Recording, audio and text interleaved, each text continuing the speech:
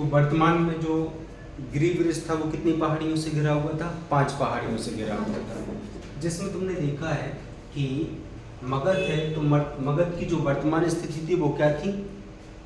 गया, पटना और शाहाबाद के आसपास का क्षेत्र जो आता था वो किस में आता था? मगध में आता था। इस समय बुद्ध के समकालीन शासक कौन हुआ करते थे मगध के? तो एक बिंबिसार था और दूसरा कौन था? अजातशत्रु था। ठीक है, यदि क्वेश्चन आपसे पूछा जाए कि मगध की राजधानी क्या थी, तो प्रारंभिक राजधानी थी वो गिरिब्रिज थी। ठीक है, गिरिब्रिज का दूसरा नाम था राजगीर और राजगृह। ठीक है, अब प्रश्न ये भी पूछा जाता है कि गिरिब्रिज कितनी पहाड़ियों से घिरा हुआ था? तो इनकी संख्या थी 5, उनमें एक पहाड़ी का नाम था विपुलांचल। इसी पहाड़ी पर सर्वप्रथम महावीर स्वामी ने बैठकर अपने प्रथम उपदेश को दिया था। इसके बाद पाटलिपुत्र, और पाटलिपुत्र का दूसरा नाम क्या था? कुसुमपुर। ठीक है, और पाटलिपुत्र का निर्माण किसने किया था? अजातशत्रु ने किया था। ठीक है, तो पाटलिपुत्र का जो निर्माण कर रहा था वो किसने करवाया था? अजातशत्रु ने। अजातशत्रु ने इसका निर्माण करवाया था, इसका निर्माण करवाया था। देखो, वक्त के साथ राजधानियां बदलती रहती हैं, समझ रहे? दुनिया की ऐसी कोई भी चीज हो, समय के साथ उसमें क्या होता है? बदलाव होता है। या सुनो, पहले भारत की राजधानी ब्रिटिश काल में कहाँ हुआ करती थी? कलकत्ता हुआ करती थी। फिर अंग्रेजों ने ही चेंज करके किसको बना लिया था? दिल्ली को बना लिया था। या सुनो, तो राजधानियां चेंज होने का ये जो मतलब एक बदलाव है जी, आज से नहीं है, बहुत प्राचीन काल से चला आ रहा है। भाई जो राजा बनता है, जहां अच्छा लगता है वहां वो अपनी राजधानी को बना लेता है। तो लेकिन पाटलिपुत्र 2 नदियों के संगम पर बसा हुआ था। कौन सी? एक गंगा और एक सोन। क्वेश्चन ये भी पूछा जाता है कि पाटलिपुत्र किन 2 नदियों के किनारे बसा हुआ था? तो वो था गंगा और सोन। यदि अब इसकी अतिरिक्त जानकारी की बात करें पाटलिपुत्र मगध की, तो मगध उस समय का क्या था? शक्तिशाली क्या था? ये शक्तिशाली महाजनपद था। शक्तिशाली क्या था? ये महाजनपद था, समझ रहे? दूसरी बात में, ये पहला महाजनपद था जिसने युद्ध में बड़े पैमाने पर हाथियों का प्रयोग किया था। ऐसा महाजनपद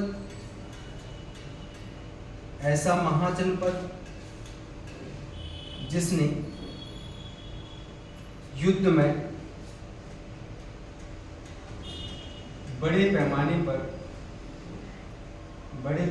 पर सर्वप्रथम हाथियों का प्रयोग किया था।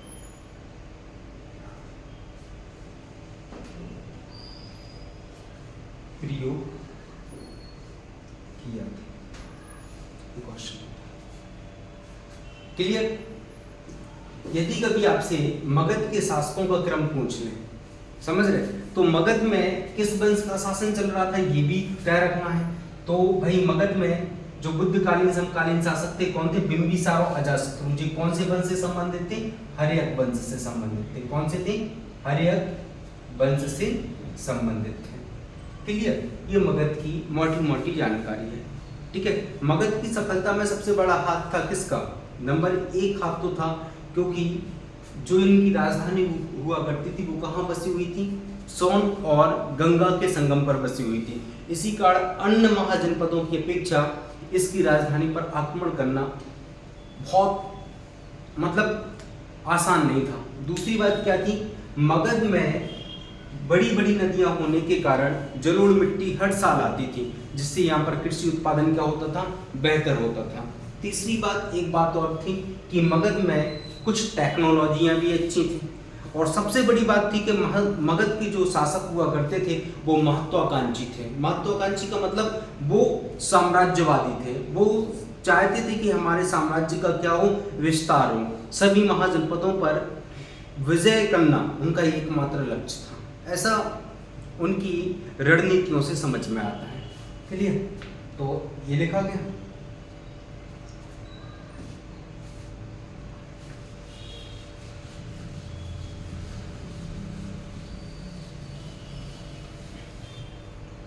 अब आता है अंग महाजनपद। क्या आता है? अंग।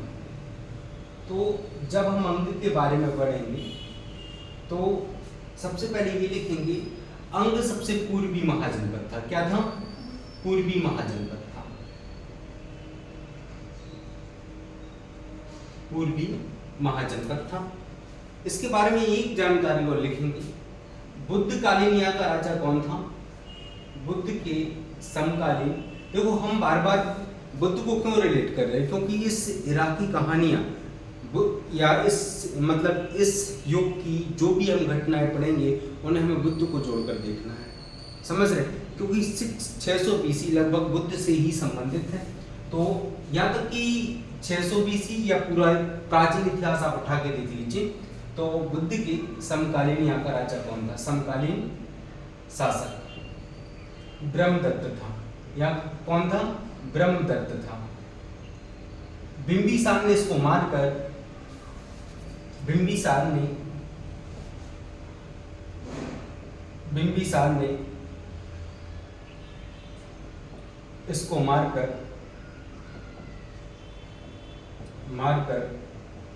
अंग को मगध में मिला लिया था। कहाँ मिला लिया था? अंग को मगध में मिला लिया था। अंग को कहाँ मिला लिया था बेटा? मगध में मिला लिया था। अतः कहा जा सकता है कि ये मगध की प्रथम विजय थी। तो प्रश्न ये भी बन सकता है कि मगध ने सबसे पहले किस महाजनपद को जीतकर मगध में मिलाया था? तो ये मगध महाजनपद की मगध की प्रथम जीत थी। मगध ने जो अपना विजय अभियान अंग की जीत से चलाया था वो अशोक की कलिंग युद्ध पर जाकर रुका था, समझ रहे? कुल मिलाकर कहा जाए तो भारत जो आज तुम देख रहे हो, इतना बड़ा भारत, पहले ये भारत बुद्ध के समय में 16 महाजनपदों में बटा हुआ था। मतलब मोटे मोटे तौर पर कहा जाए तो ये 16 महाजनपद खुद में ही देश थे। उनकी खुद की आर्मी होती थी, खुद के झंडे होते थे, खुद के संविधान होते थे, कहने का मतलब, समझ रहे? तो आज जो भारत तुम देख रहे हो, एक विशाल भारत, ये उस समय राजनीतिक दृष्टि से 16 भूखंडों में डिवाइड था, समझ रहे? कितने भूखंडों में डिवाइड था? 16 भूखंडों में डिवाइड था। और प्रत्येक भूखंड को अलग अलग नाम से जाना जाता था, जैसे चेदी, अवंती, मगध, अंग, वत्स, वज्जी इत्यादि।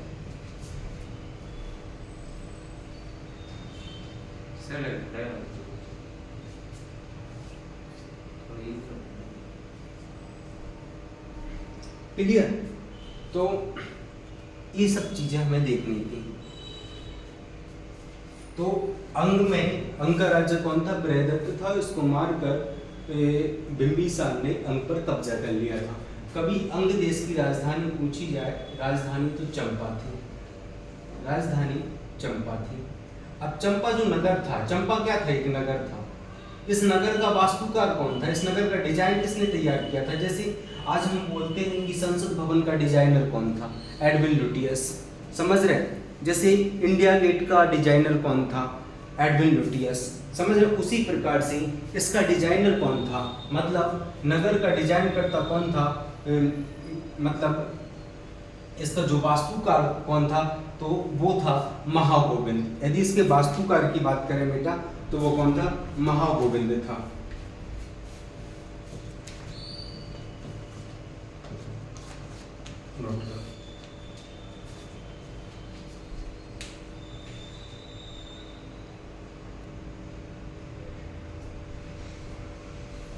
कौशल। अब कौशल महाजनपद की बात करते हैं।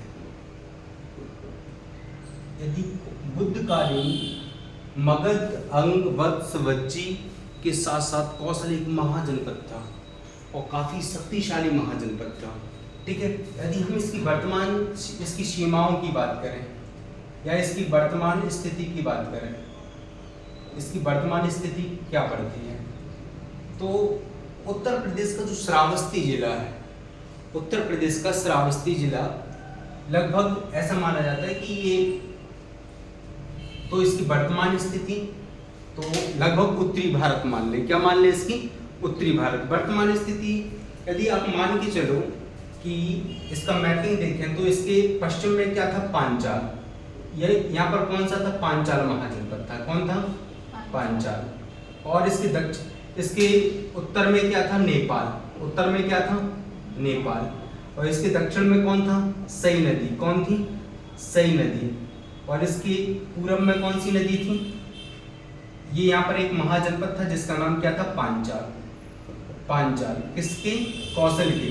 पश्चिम में कौन सा महाजनपद हुआ करता था? पांचाल। इसके दक्षिण में कौन हुआ करती थी? सई नदी। कौन सी नदी हुआ करती थी? सई नदी। और पूरब में कौन सी नदी हुआ करती थी? गंडक नदी। कहाँ पर? गंडक नदी, जो बिहार में पड़ती है, गंगा में मिल जाती है। और उत्तर में क्या था? नेपाल। और इसके बीचों बीच बसा था कौशल। ठीक है। अब कौशल के बीचों बीच से एक नदी निकलती थी जिसका नाम था, बीचों बीच से एक नदी निकलती थी जिसका नाम क्या था? सरयू। कौन सी नदी थी? सरयू। आज जो सरयू तुम देखते हो, ये अयोध्या किस नदी पर बसा है? सरयू। तो कौशल महाजनपद को बीचों बीच से कौन काट रहे थे? सरयू नदी काट रही थी। कौन काट रही थी? सरयू नदी काट रही थी। मतलब ऐसे मान लो कि सरयू नदी जो थी तो वो इस तरीके से काट रही थी, इसके मतलब इसके उसको इस तरीके से काट रही होगी, ऐसे जा रही होगी, समझ रहे? ऐसे जा रही होगी। तो ये हो गया उत्तरी कौशल और ये कौन हो गया? दक्षिणी कौशल। तो इसको डिवाइड कौन कर रहा था? विभाजित कौन सी नदी कर रही थी? विभाजित कौन सी नदी कर रही थी? सरयू नदी कर रही थी, समझ रहे? सरयू नदी जब विभाजित कर रही थी तो इसे कर रही थी उत्तरी कौशल और दक्षिणी कौशल। उत्तरी कौशल और दक्षिणी कौशल। उत्तरी कौशल और दक्षिणी कौशल। ठीक है। इसे दो भागों में डिवाइड करती थी। उत्तरी कौशल की जो राजधानी हुआ करती थी वो श्रावस्ती हुआ करती थी। कौन हुआ करती थी? श्रावस्ती। समझ रहे? या सुनो, कौन सी हुआ करती थी? श्रावस्ती। आज इसकी पहचान तहित महित स्थान से की जाती है। तहित महित स्थान, ऐसा माना जाता है कि उत्तर प्रदेश को जो श्रावस्ती जिला है, समझ रहे, वहां पर एक गांव पड़ता है तहित महित, समझ रहे? तो इसी तहित महित के पास में इसकी राजधानी हुआ करती थी श्रावस्ती। इसकी दक्षिणी राजधानी कौन हुआ करती थी? कुशावती। कौन सी थी? कुशावती। मेरी बात को समझना, यहाँ की दक्षिणी राजधानी कौन हुआ करती थी? कुशावती हुआ करती थी।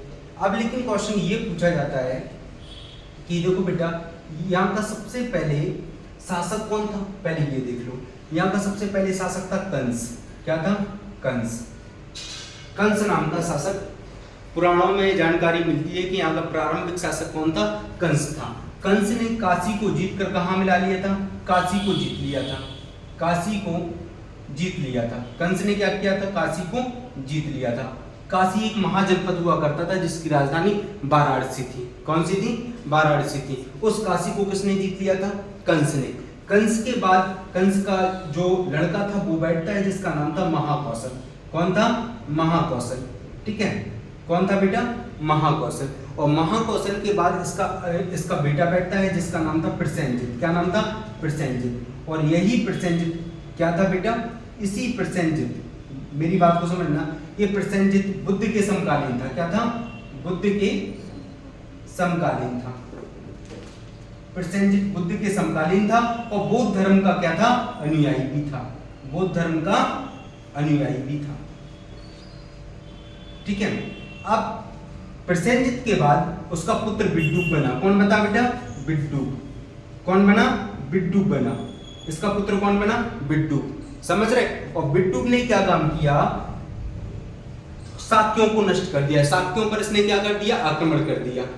जो महात्मा बुद्ध थे, जिनका जो परिवार था, उस पर क्या कर दिया इसने? आक्रमण कर दिया। शाक्यों पर क्या कर दिया इसने? आक्रमण कर दिया।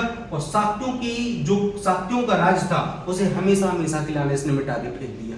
क्या किया इसने? हमेशा के लिए शाक्यों को उखाड़ के फेंक दिया। मतलब शाक्यों में कोई नहीं बचा कि जिससे अब शाक्य वंश आगे चल पाए। लेकिन हुआ क्या? देखो, एक प्रकार से बुद्ध सन्यासी और बुद्ध का लड़का भी सन्यासी बन गया था, तो बुद्ध का वंश तो परंपरा से खत्म हो गया था। लेकिन जो और अन्य शाक्य बचे थे, शाक्य वंश के और व्यक्ति बचे थे, वो आक्रमण किसने कर दिया? बिड्डूक ने कर दिया और उनको नष्ट कर दिया। लेकिन माना जाता है कि बिड्डूक जब आक्रमण करके लौट रहा था, बिड्डूक क्या कर रहा था? आक्रमण करके जब लौट रहा था तो अचरावती नदी में, समझ रहे, अचरावती नदी में अचानक बाढ़ आई और बिड्डूक अपनी सेना सहित खत्म हो गया, नष्ट हो गया। समझ रहे? जिसने ऐसा इसने किया और वैसे इसको तुरंत फल मिल गया।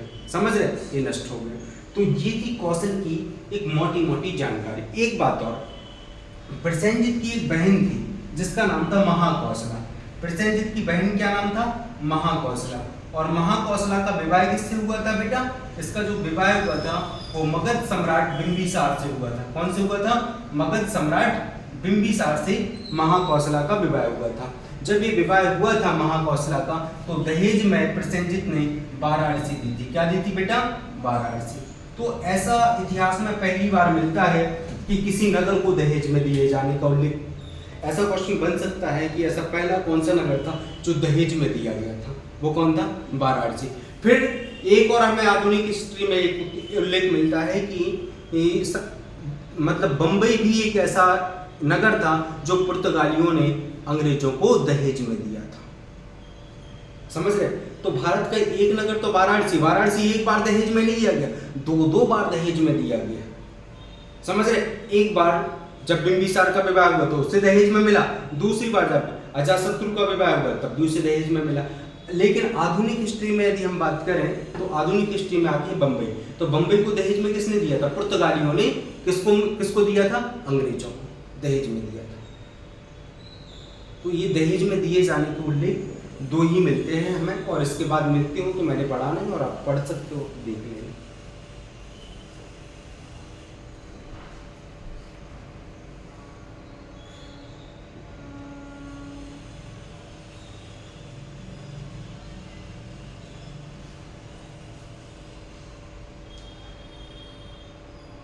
अब आता है मल्ल महाजनपद। किस पर बात करेंगे हम लोग? मल्ल महाजनपद पर बात करेंगे।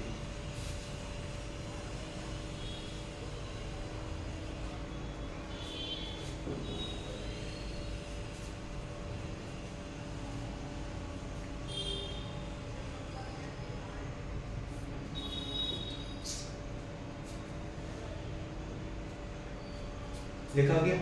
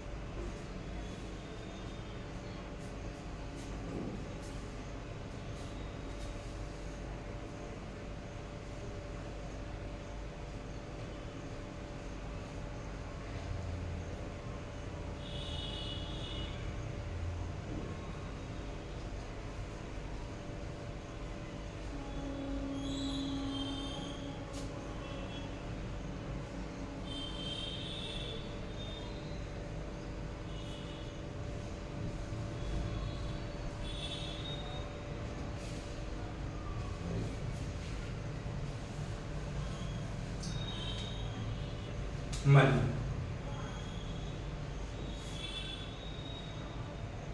तो मल्ल महाजनपद की वर्तमान लोकेशन क्या है? पहला क्वेश्चन तो क्या है? वर्तमान स्थिति।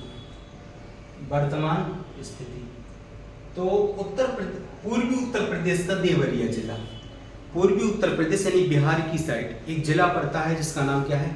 देवरिया। समझ रहे? उसी देवरिया के आसपास क्या पड़ता था? मल्ल महाजनपद पड़ता था। समझ रहे? तो देवरिया जिला कौन सा? उत्तर प्रदेश का देवरिया जिला।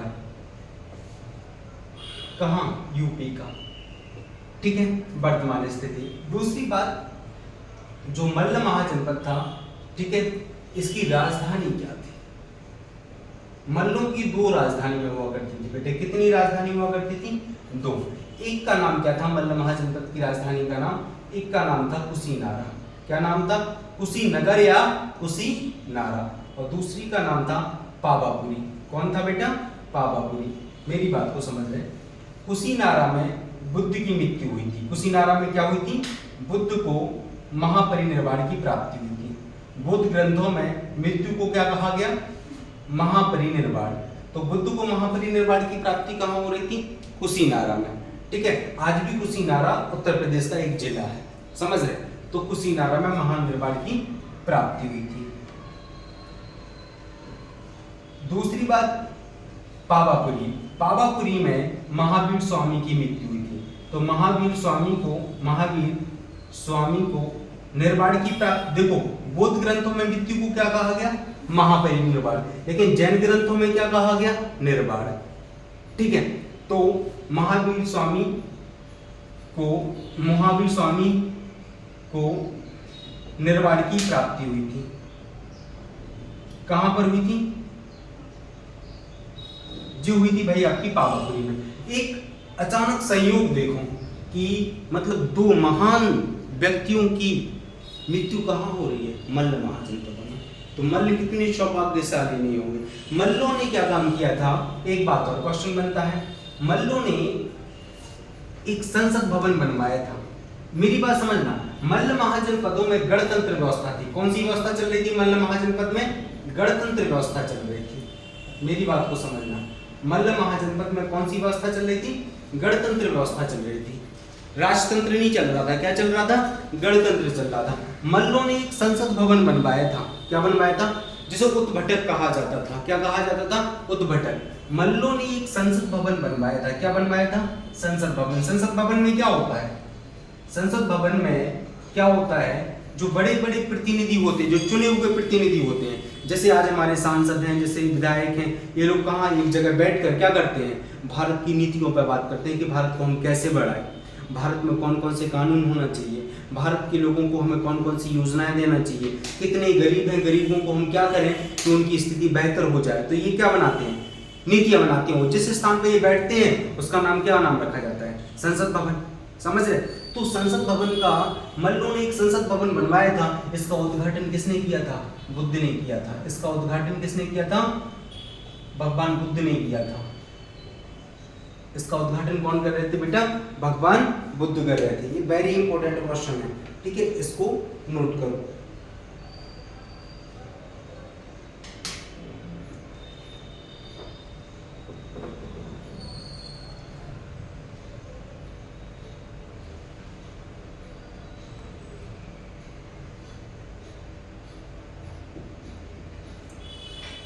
लिखा गया।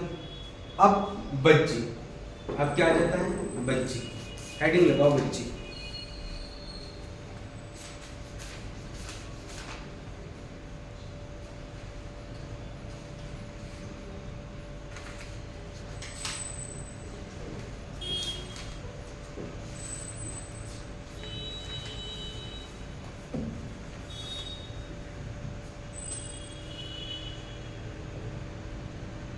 बच्ची, देखो बेटा, बच्ची जो था वो 8 कुलों का एक संगठन था। 8 छोटे छोटे गणतंत्र, छोटे छोटे राज्यों का क्या था? एक संगठन था। इसमें छोटे छोटे राज्य 8 हाथ थे। वो जी 8 मिलकर क्या बनाते थी? बच्ची। समझ रहे? तो 8 कुलों का गणतंत्र था।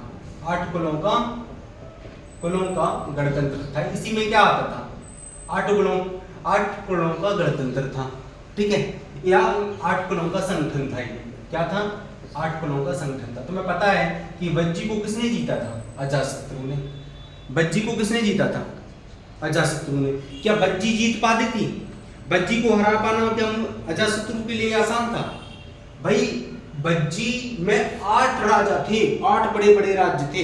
वे मिलकर बज्जी संघ बना रहे थे। मतलब ये व्यक्ति पे एक राज्य पर अटैक करने का मतलब है 8 ही राज्यों पर अटैक करना।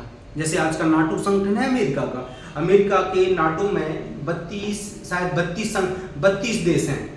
अमेरिका का एक नाटो संगठन है जिसमें NATO, North Atlantic Treaty Organization. समझ रहे? उस 32 देशों में किसी एक देश पे भी कोई बाहरी देश आक्रमण कर दे, जैसे कोई अन्य देश, चीन मान लो, पाकिस्तान मान लो, इंडिया मान लो, ये यदि उस संगठन के किसी एक देश पर आक्रमण करता है तो पूरी देश की सेना उस देश पर टूट पड़ेगी। मतलब तुमने एक देश के खिलाफ युद्ध छेड़ा तो मतलब पूरे देशों के खिलाफ युद्ध छेड़ दिया। ऐसी इनका था। आज जो नाटो ऑर्गेनाइजेशन था है यार, एक कॉन्सेप्ट भारत में बहुत पहले था। एक कॉन्सेप्ट भारत में बहुत पहले था। देखो मतलब ये 8 पे जे एक संघ था। बच्ची एक संघ था। इसमें छोटे छोटे कितने राज्य थे? 8 राज्य थे। और इन पे यदि तुम एक पर आक्रमण कर रहे तो ये 8 समझते थे कि हम पे आक्रमण किया है और 8 की सेनाएं तुम पर टूट पड़ती थी। समझ रहे? तो ये बज्जी संघ की ये शक्ति भी थी, ये शक्ति भी थी, ये और कमजोरी भी थी। समझ रहे? यदि बज्जी संघ की ये सबसे बड़ी शक्ति थी, 8 लोगों का एक यूनिट में रहना, वो सबसे बड़ी कमजोरी भी यही थी।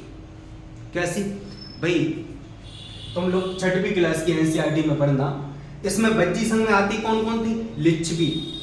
कौन आती थी? लिच्छवी। लिच्छवियों की राजधानी क्या थी? वैशाली। और वैशाली की तो आम्रपाली थी। अजातशत्रु ने आक्रमण किया था बज्जी पे, वैशाली पे, और जब वैशाली पे आक्रमण किया तो सब उन्होंने मिलकर अजातशत्रु के खिलाफ क्या छेड़ा था? युद्ध छेड़ा था। लेकिन अजातशत्रु क्या जीत पा रहा था? आसान थोड़ी था। अजातशत्रु ने लिच्छवियों को हराने के लिए, बज्जी संघ को हराने के लिए 16 साल युद्ध किया। कितने साल युद्ध किया? सोचो, आजकल की युद्ध 2 महीना नहीं चला तो आज जीत जा। मतलब कितना ताकतवर नहीं होगा ये बज्जी संघ कि 16 साल तक तुम लड़ते रहे, जब जाके उसे हरा पाया। कितना अंदर से मजबूत नहीं होगा। और वो भी हराने में तुमने छल कपट का सहारा लिया था। 6वीं क्लास में एक कॉलम दिया है, 6वीं क्लास की हिस्ट्री में, उसमें अजातशत्रु बुद्ध के पास जाता है और बुद्ध से कहता है कि मैं लिच्छवियों को, मैं बज्जी संघ पर आक्रमण करना चाहता हूँ, मतलब मैं बज्जी संघ को जीतना चाहता हूँ, ऐसा बोलता है। समझ रहे? तो कोई हमें उपाय बताए। तो बुद्ध का संदेश क्या था? बुद्ध कह रहे थे कि बज्जी संघ के जितने भी राजा हैं, जब तक ये मिलते रहेंगे, मिलते जुलते रहेंगे, बैठते रहेंगे, समय के अनुसार अपनी मीटिंग करते रहेंगे, समझ रहे, और अपनी पूर्वजों की बातों को मानते रहेंगे, उनकी परंपराओं को जारी रखे रहेंगे, समझ रहे, जब तक बज्जी सुरक्षित है। जब तक बज्जी क्या है? सुरक्षित। अब अजातशत्रु को जवाब मिल गया था। क्या मिल गया था? इस बात में क्या छुपा हुआ था? बुद्ध ये कह रहे थे कि ये बहुत बड़ी यूनिटी है, समझ रहे, इसकी ताकत ही, इसका संगठन ही इसकी सबसे बड़ी ताकत है।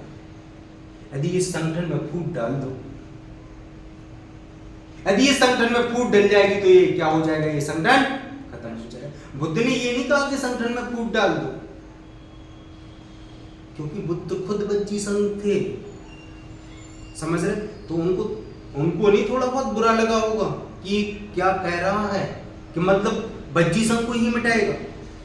भाई उसी के तो मतलब 8 राज्य थे, तो एक राज्य के उनके पापा भी तो क्या थे? पिताजी भी तो शासक थे, और बाद में इनको भी शासक बनना था। आप समझ रहे कि नहीं समझ रहे? मीटिंग होती थी, पूरे राजा बनते थे, बिल्कुल फैसला सर्वसम्मति से होता था। लेकिन हुआ क्या? बुद्ध ने दोनों को संदेश दिया था सचेत होने का। इस संघ से भी कहा कि तुम यूनिटी बनाए रखो, और जब तक तुम संगठन में रहोगे तो अजातशत्रु तुम पर आक्रमण नहीं करेगा। और अजातशत्रु से भी कहा था यदि तुम्हें जीतना है तो इनके संगठन में फूट डाल दो। मतलब वो मिड में थे, ना उनकी सोच रहे थे ना उनकी सोच रहे थे, उनके लिए सब बराबर थे, लेकिन वो हिंसा नहीं चाहते। समझ रहे ना? तो कुल मिला के अजातशत्रु ने इस बज्जी संघ में फूट डाली, और बज्जी संघ में जब फूट डाली और फूट डालने के बाद 16 वर्षों तक लगातार युद्ध किया अजातशत्रु ने, और फिर इस बज्जी संघ पर विजय हासिल की थी। ये 16 साल का गैप बताता है, 16 साल का एक लंबा अंतराल बताता है कि कितना ताकतवर नहीं था बज्जी। यूनिटी में ताकत होती है। ऐसी नाटो है आज का, अमेरिका का, अच्छे देश काम होते उससे। तो 8 कुलों का संगठन था। इनमें मैन कौन थे? बज्जी। इन कुलों में मैन कौन थे? बज्जी, लिच्छवी, बज्जी, लिच्छवी। इसी में कौन थे? शाक्य भी थे। इसी में कौन थे? शाक्य भी थे। भाई लिच्छवियों की राजधानी कौन थी? वैशाली थी। कौन थी बेटा? वैशाली थी। और वैशाली की ही सबसे महत्वपूर्ण महिला हुआ करती थी उस समय, जिसका नाम क्या था? आम्रपाली।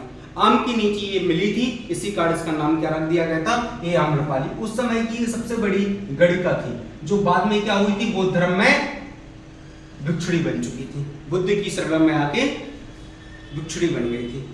ठीक है, तो ये बज्जी संघ पर आक्रमण किसने किया था भाई? अजातशत्रु ने। अजातशत्रु ने कितना समय लिया इनको हराने में?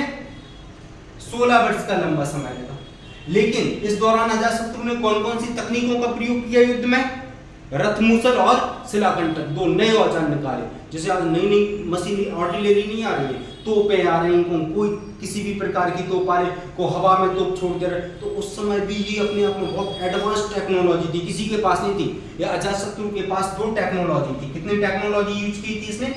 टेक्नोलॉजी, 2 प्रकार की टेक्नोलॉजी यूज कर रहा था। एक का नाम था शिलाकंटक। क्या नाम था? शिलाकंटक। और एक का था रथमूसल, एक का नाम था रथमूसल। मेरी बात को समझना, रथमूसल क्या था? जब रथ चलता था तो रथ के चारों ओर से भयंकर तेज तीर निकलते थे, समझ रहे? हजारों की संख्या में जहां जहां जाते थे कहर बरपा देते थे। और शिलाकंटक का मतलब ये होता था, ये जो शिलाकंटक था, ये जो टेक्नोलॉजी थी, ये बड़े पत्थर को उठाती थी और थोड़ी पुश करने पर कम से कम हजारों मीटर दूर गिरती थी।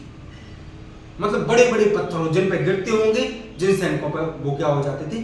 चटनी बन जाते होंगे। समझ? इन 2 नई नई एडवांस टेक्नोलॉजी का इसने प्रयोग भी किया था। आज हम लोग यही समाप्त करते हैं और कल इसको कंटिन्यू करेंगे।